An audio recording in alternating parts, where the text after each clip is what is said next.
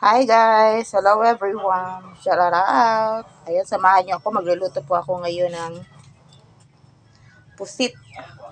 At ito po yung ating ricado. Yan po. At nag-iinit ko na po ako ng aking kawali.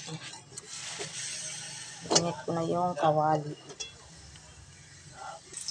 At magisa na tayo ng bawang at saka sibuyas para mabango ang ating pusit. Yan. Hintayin lang mag-golden brown. Saka natin ilagay ang pusit. Ilagay naman natin ngayon ang luya. Para mabango. Mabango ang ating niluluto. Ayan, ang bango, ang sarap. Amoy pa lang ang sarap na.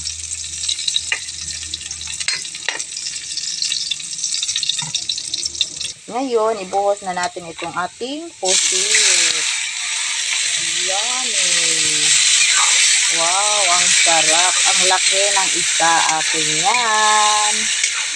Akin yan yung isang malaki. Di ko yan humiwa kasi gusto ko ako yung kakain mo. Ang bango-bango. Ayan, lumalabas na ang kanyang anong tawag ng sa inyo ng ganito, yung itim. Dito sa sa pusit. Dito sa Bisaya ay tinatawag ito dito na ata. Ang itim or black na ayan, oh. Sarap na. Wow, yummy. Lagyan na lang natin yan ng konting sabaw. Buksan natin at tingnan kung okay na ba siya. Oh, wow, ang sarap ng sabaw. Sabaw pa lang, ulam na. Pero ang mahal niya. Na natin ang apoy. Ayan, konting-konti na lang, malapit na po siya maluto. Ang bango-bango. Ayan. Sarap. Pa natin uli. Mga 5 minutes na lang, maluluto na yan.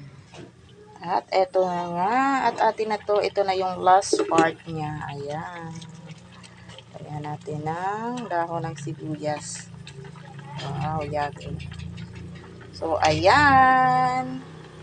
Ang sarap ng ating niluluto. Kain na tayo. Ayan na po.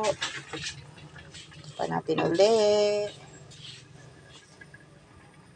Luto na po yan. Ayan, tapos na tayo magluto. So, ito na ang ating niluluto. Pwede na tayo kumain. Bye-bye. Thank you for watching. Please like, comment, and follow for more. Babu.